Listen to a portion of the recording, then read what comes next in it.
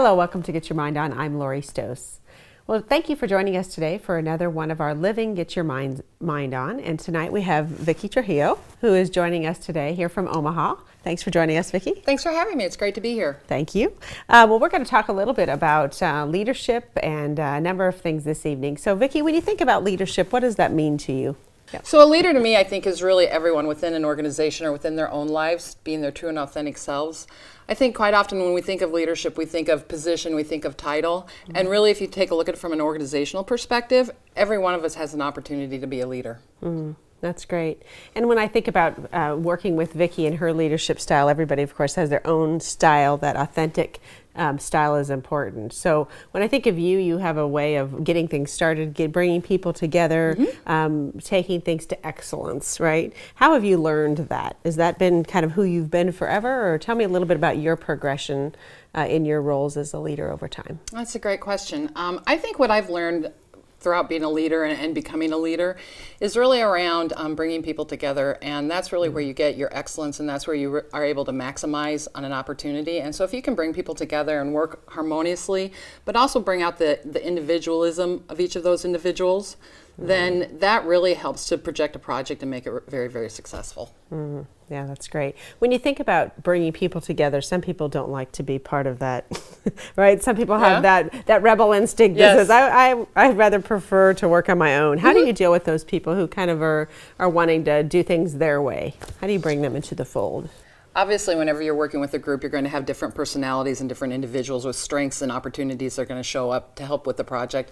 I think if you have someone that isn't really ready to buy in, then they probably just don't know exactly how it aligns with the strategy of the organization. Mm-hmm. Quite often, if you can bring people together to determine how they and what they do in their day-to-day aligns with where you're going as an organization, that really helps them determine what strengths they bring and how they can best contribute. I think everyone at the end of the day wants to contribute, but they contribute in different capacities. Mm. And that's good. And I think part of going back to the authentic piece is treating them authentically, right? Absolutely. With who they are and what they can contribute. Absolutely. I've had a saying for years. I actually found it on my friend's wall, and it says nice matters. And that really makes a big difference. And we talk about being professional in an organization, and we talk about, leadership qualities.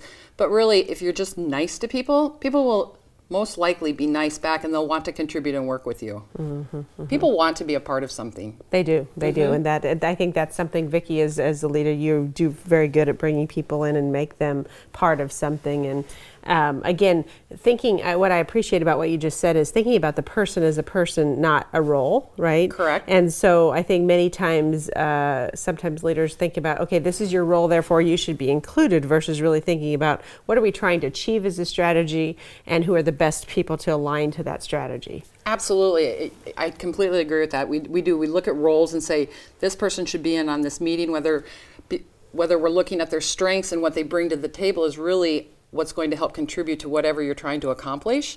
And then when you take a look at people from an individualistic perspective, they appreciate that. And again, it's a sense of being a part of something and that someone appreciates me. And whether I'm kind of a rebel or whether I am the crowd cheerleader, everyone brings something that's really necessary within an organization. Great. So this morning, we think about young leaders progressing in organizations. We've spent some time talking about mentoring in the past. So I had a group of young leaders this morning wondering, how do I progress as a leader without being, quote, too aggressive? And so what advice would you give young leaders who are really working to progress through an organization? I would probably suggest kind of the route that I took. It was really about not, again, going back to the position, but it's about individuals that are smart, that articulate what they're trying to accomplish very well, and that really treat people with a lot of respect. And those are really three of the top qualities, I think, within leaders. And you can come across, sometimes it may seem like you're coming across as aggressive, but ask questions and ask good questions.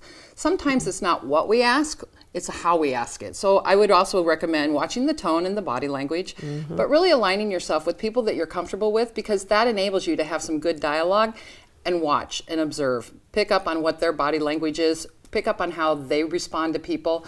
You can really glean a lot if you just take more time sometimes to observe than really to ask a lot of questions. Good.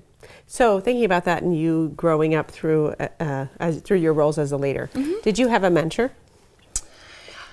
I didn't have per se a mentor that we had that official relationship. Again, I really aligned myself very closely. I had the opportunity to work with a great president many years ago who, again, exudes many of the individualism, pulling that out of people, really finding out what they were good at, and then asking questions or stretching them with new experiences and new responsibilities.